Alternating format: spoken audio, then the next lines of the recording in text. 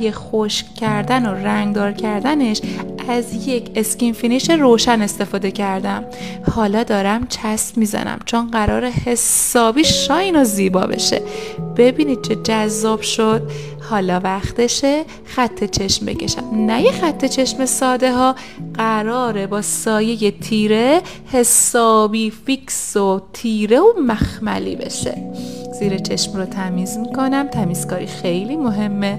ریملمو میزنم و برای داخل چشم از یک مداد قهوه‌ای استفاده میکنم. حسابی با سایه تیره و قهوه‌ای فیدش میکنم. از یه سایه روشن‌ترم استفاده میکنم چون قرار فیدش بیشتر و زیباتر بشه. خب تمیزکاری آخر و گذاشتن مژه. از مژه های دونه‌ای استفاده کردم که دلبریش بیشتر بشه. ریمل پایین چشم و تمام. امیدوارم خوشتون اومده باشه.